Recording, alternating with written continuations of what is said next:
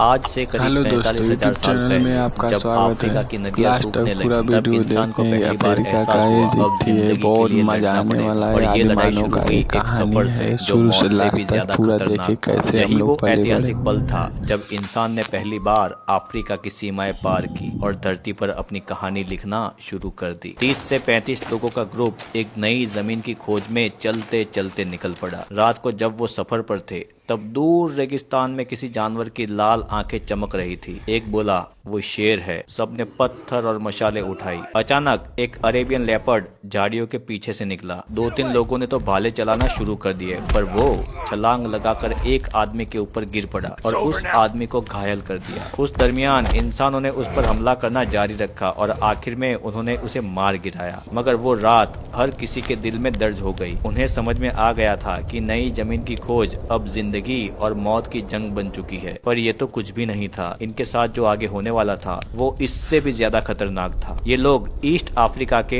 Horn of Africa Ethiopia से निकले थे और रेड सी के पतले हिस्से से गुजर गए। उस वक्त समंदर का लेवल बहुत कम था, इसीलिए कुछ लोगों ने लकड़ी की छोटी राफ्ट बनाई और कुछ लोग पैदल ही निकल पड़े। जब वो समुद्र पार कर रहे थे तब अचानक तेज हवाएं चलने लगी, लहरें उछलने लगी और एक राफ्ट देखते ही देखते पलट गई और 2 आदमी लहरों में बह गए। बाकी लोगों ने रस्सी के सहारे एक दूसरे को पकड़ रखा और किसी तरह किनारे पहुंच गए। पहली बार इंसानों ने देखा कि समुद्र जितना खूबसूरत है उतना निर्दयी भी। समुद्र के उस पार था अरेबियन पेनिनसुला। ये था इंसानों का अफ्रीका के बाहर पहला कदम। जमीन अलग थी, हवा अलग थी और शिकार नए थे। छोटे गैजेल्स, वाइल्ड शीप और ड्राइड प्लांट्स। उन्होंने वहीं अपना कैंप बनाया और पहली बार अफ्रीका के बाहर आग जलाई। पर रात होते ही आग की रोशनी के चारों ओर रेगिस्तान की रेत में हलचल हुई। सैकड़ों स्कॉर्पियन और सैंड स्नेक बाहर निकल आए। औरतें बच्चों को उठाकर पीछे हटी। एक शिकारी ने मशाल उठाकर चारों ओर आग का गोला बना दिया। पहली बार आग सिर्फ गर्मी नहीं, प्रोटेक्शन भी बनी। धीरे धीरे अब वो लोग तुर्की और बाल्कन के पहाड़ी इलाकों को पार करते हुए पहली बार यूरोप की धरती पर पहुंचे। ये लोग बहुत गर्म जगह से आए थे, इसीलिए उन्हें चलते चलते ठंड लगने लगी थी। उन्हें अंदाजा नहीं था कि उनकी पतली स्किन बर्फीली ठंड में दम तोड़ने वाली है। उनके पास ना तो कंबल था, ना ही ठंड के सामने प्रोटेक्शन दे वैसे कपड़े। ठंड में ठिठुरते हुए वो लोग आगे बढ़ रहे थे। हिम्मत करके वो लोग चलते रहे और आगे बढ़ते रहे। आगे हवा इतनी ठंडी हो गई कि सांस लेना भी मुश्किल हो गया। दूर पहली बार उन्होंने सफेद जमीन देखी। वो लोग ये देखकर हैरान रह गए थे कि व्हाइट कलर की भी जमीन होती है, पर असल में वो बर्फ थी। उनकी पतली स्किन अब वो खतरनाक बर्फीली ठंड सह नहीं पा रही थी। उनके बालों पर अब बर्फ जमने लगी थी। सांस लेना भी मुश्किल हो रहा था। फिर 3-4 लोगों ने ठंड के कारण दम तोड़ दिया। ग्रुप अब निराश हो चुका था और अब पीछे लौटना भी नामुमकिन था, क्योंकि वो लोग बहुत दूर चले आए थे। चारों तरफ सिर्फ बर्फ और बीच में ये ग्रुप। ठंडी हवा सबकी छाती चिर रही थी। टेम्परेचर माइनस में था। अब अगर कुछ पहना नहीं या शेल्टर नहीं मिला तो कुछ ही घंटों में सब लोगों की मौत हो जाएगी। ये लोग ठंड से बचने के लिए एक दूसरे से चिपक चिपक के आगे बढ़ रहे थे। तभी रास्ते में एक नदी जमी हुई मिली। एक आदमी ने जैसे ही उस पर पैर रखा तो बर्फ टूट गई और वो बर्फीले पानी में गिर गया। बाकी लोगों ने उसे बचाने की कोशिश की, पर ठंड इतनी थी कि उसकी सांसें जमने लगी। किसी तरह उसे बाहर खींचकर निकाला गया, मगर वो फिर भी नहीं बच पाया। ये पल ने सबको याद दिलाया कि ये धरती किसी को नहीं बख्शती। और एक नौजवान ने दूर से एक गुफा देख ली और उसने सबको बताया कि फटाफट वहाँ चलो, वरना थोड़े टाइम के अंदर ही सब लोग ठंड से मारे जाएंगे। ठंड से बचने के लिए सब लोग भागकर गुफा के अंदर घुस गए और लकड़ियाँ इकट्ठा करके आग जला दी। गुफा में वो ठंडी हवाओं से तो बच गए थे। सब लोग एक दूसरे से बातें करने लगे कि अगर ये गुफा ना मिलती ना तो शायद सब लोग मारे जाते। उन्हें अब पता चल गया था कि ठंडी में ये आग ही है जो उनकी जान बचा सकती है। उन्होंने गुफा में कैंप लगाया, लेकिन वो गुफा के बाहर ध्यान से देखना भूल गए कि गुफा की दीवारों पर खरोंचें थी। उन्हें क्या पता था कि गुफा के अंदर एक बहुत बड़ा भालू सोया हुआ है। सब लोग आराम से अब सो रहे थे। तभी गुफा के अंदर से एक गरज गूंजी और सब उठ गए। तभी बिजली की तरह भालू ने एक आदमी पर अटैक कर दिया और उसे पटक कर उसे खाने की कोशिश करने लगा। उसके साथियों ने पत्थर का भाला भालू के मुंह में घुसा दिया। भालू ने आखिरी दहाड़ मारी और गिर पड़ा। पूरा ग्रुप घबराया हुआ था और अपने घायल साथी को सहारा दे रहा था। धीरे धीरे रात बीत गई और सुबह हो गई। ये पहली रात थी कि कोई भी डर के कारण सोया नहीं था। अब सब लोग गुफा के बाहर निकले, पर गुफा के बाहर बर्फीली हवाएं चल रही थी। आसमान धुंधला था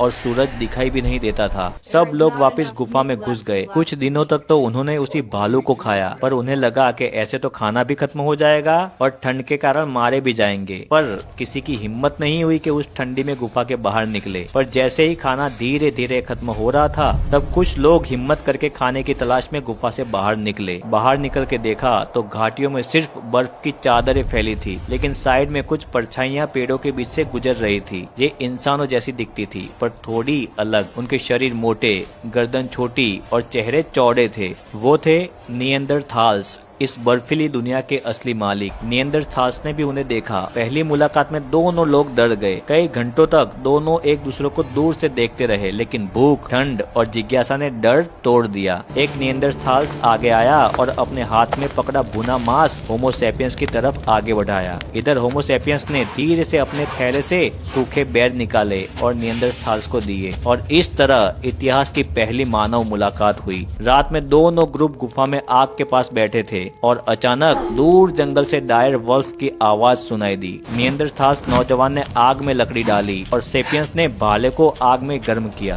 भेड़ियों की आंखें आग की रोशनी की तरह चमकने लगी और भेड़ियों ने उन पर हमला कर दिया। कुछ लोग घायल हुए, पर उन्होंने भेड़ियों को मार भगाया। अब दोनों मानव प्रजातियां एक दूसरे की अच्छी दोस्त बन रही थी। धीरे धीरे लैंग्वेज की जरूरत खत्म होने लगी, क्योंकि हाथों और इशारों से वो एक दूसरे को समझने लगे थे। निएंडरथाल्स ने दिखाया कि कैसे जानवर की हड्डी से सुई बनाकर मोटी खाल को सिया जाता है और इस बर्फीली कंडीशन में सरवाइव किया जाता है। और फिर उन्होंने इस खाल से कपड़े बनाकर होमो सैपियंस को दिए, ताकि वो इस कातिल ठंडे एटमॉस्फेयर में सरवाइव कर सके। होमो सैपियंस ने भी दिखाया कि कैसे पत्थर को तेज धार में तोड़कर हथियार बनाए जाते हैं। आग के पास बैठकर दोनों ग्रुप एक दूसरे की दुनिया देखते रहते। अगली सुबह जब सब लोग गुफा से बाहर निकले तो दूर बर्फ के बीच एक वुली राइनो चल रहा था। लोगों ने सोचा कि इसे मारकर हफ्तों तक खाना मिल जाएगा। 3 शिकारी आगे बढ़े, लेकिन जैसे ही हवा बदली, राइनो ने उन्हें सूंघ लिया। उसने पैर पटकते हुए उन पर ही हमला कर दिया। उसकी दौड़ से बर्फ उछल पड़ी।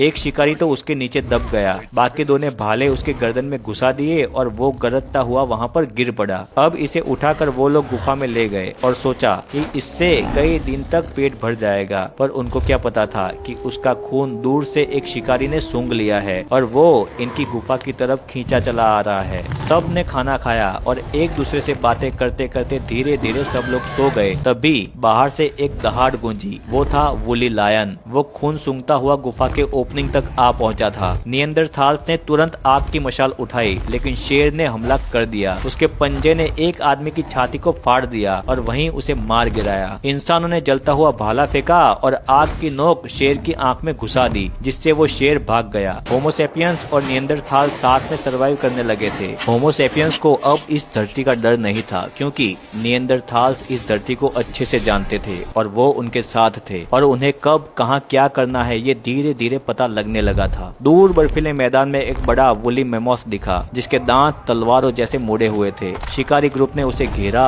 और आग की लपटों से उसे एक तरफ भगाना शुरू कर दिया। मैमोथ चीखा और भागा। उन्होंने उसे ढलान की तरफ भगाया, जिसके कारण वो फिसलने लगा और पूरी बर्फ टूट पड़ी और वो भी गिर गया। मैमोथ जैसे ही गिरा, सब लोगों ने भालों से उस पर हमला करके उसे मार गिराया। धीरे धीरे सब लोग उसे खींच खींच कर गुफा की तरफ ले जा रहे थे कि तभी अचानक झाड़ियों के पीछे से एक सैबर टूथ टाइगर निकला। 2 फीट लंबे दांत वाला, मानो जैसे सबसे बड़ा शिकारी वही है। उनके सामने वो आ गया। उसने तुरंत एक आदमी को झपट्टा मार कर गिरा दिया और उसकी गर्दन पकड़ ली। बाकी लोगों ने उसे बचाने के लिए उस पर भालों से हमले किए और उस पर आग फेंकी। आग के कारण वो भाग गया, पर जिस पर उसने हमला किया था वो नौजवान मारा जा चुका था। उसे बाद में वही बर्फ में दफना दिया गया और बड़े मेमोथ को खींच खींच कर गुफा में लाया गया। वहाँ कई हफ्तों तक उसे पकाकर खाया गया। महीने बीतते गए और निएंडरथाल्स और होमोसेपियंस अब एक दूसरे के साथ रिश्ते बांटने लगे। निएंडरथाल्स औरतों ने होमोसेपियंस पुरुषों से बच्चे पैदा किए। वो बच्चे अलग थे, चेहरे निएंडरथाल्स जैसे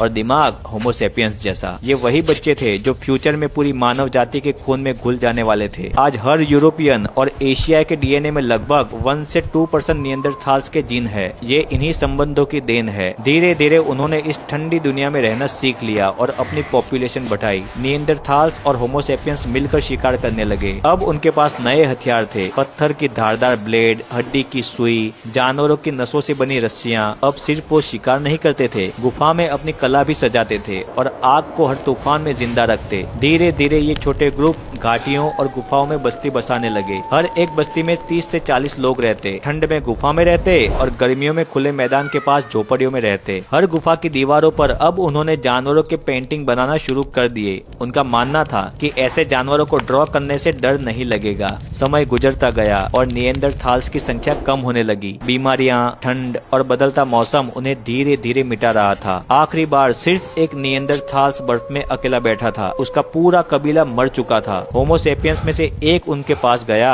और उसकी हथेली में आग के कोयले रखे और बोला, ये आग अब हमारी है। लगभग 40,000 साल पहले निएंडरथाल्स पूरी तरह से विलुप्त हो गए, पर उनके बच्चे जो होमोसेपियंस से जन्मे थे वो बचे रहे। उन्होंने आगे चलकर यूरोप की पहली सभ्यता बनाई। ये थी होमोसेपियंस और निएंडरथाल की कहानी। वीडियो अच्छा लगा हो तो वीडियो को लाइक करना, चैनल